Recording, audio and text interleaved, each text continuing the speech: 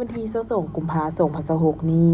บรรดาการนำภาครัฐคันศูนย์กลางพร้อมทั้งอยู่นครหลวงเวียงจันทน์บรรดาเข่งตลอดฮอดกำลังป้องกันชาติป้องกันความสงบ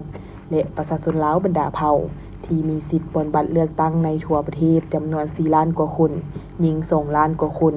ในนี้ผู้มีสิทธิ์เลือกตั้งอยู่ต่างประเทศที่สามารถใช้สิทธิ์ปนบัตรเลือกตั้งตัวจริงมีจำนวน 20,000 กว่าคนยิง 7,000 กว่าคนได้พร้อมกันนำใช้สิทธิ์ของตนเองตามรัฐธรรมนูญและกฎหมายเพื่อเลือกตั้งเอาสมาชิกสภาแห่งชาติสุดที่10และสมาชิกสภาประชาชนขั้นแข่งสุดที่5ที่มีมาตรฐานเพื่อเข้าไปปฏิบัติหน้าที่อยู่ใน2สภาในนี้ท่านทองหลุนศรีสุฤทธิ์เลขาธิการใหญ่คณะบริหารงานศูนย์กลางพรรคประธานประเทศพร้อมด้วยครอบครัวและผู้มีสิทธิ์ปนบัตรเลือกตั้งอยู่จุดปนบัตรเลือกตั้งที่2ของหน่วยปนบัตรเลือกตั้งที่27บ้านทาพลานไสเมืองศรีสัตนานครหลวงเวียงจันทน์ได้ออกมานำใจสิทธิ์เพื่อปนบัตรเลือกตั้งเอาสมาชิกสภาแห่งชาติสุดที่10ประจำเขตเลือกตั้งที่1นครหลวงเวียงจันทน์ซึ่งมีผู้สมัครรับเลือกตั้ง25ท่านเลือกเอา19ท่านและปนบัตรเลือกตั้งเอาสมาชิกสภาประชาชนนครหลวงเวียงจันทน์สุดที่5ประจำเขตเลือกตั้งเมืองศรีสัตนานซึ่งมีผู้สมัครรับเลือกตั้ง7ท่านเลือกเอา5ท่านซึ่งบรรยากาศการปนบัตรเลือกตั้งสมาชิกสภาแห่งชาติสุดที่10ประจำเขตเลือกตั้งที่1นครหลวงเวียงจันทน์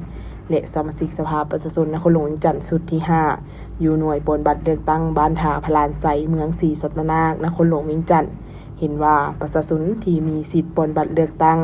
ได้มีความตื่นตัวพากันออกมานำใช้สิทธิ์ของตนเองตั้งแต่เช้าๆส่วนเจ้าหน้าที่แต่ละภาคส่วนก็สามารถปฏิบัติหน้าที่ได้ดี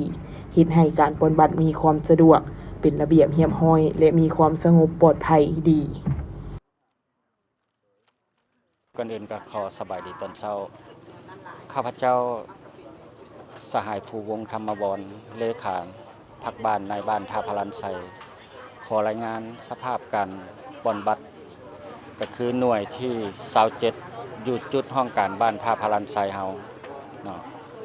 หน่วยที่27นี่พวกเฮามีจำนวนคนที่มาปนบัตรนำพวกเฮานี่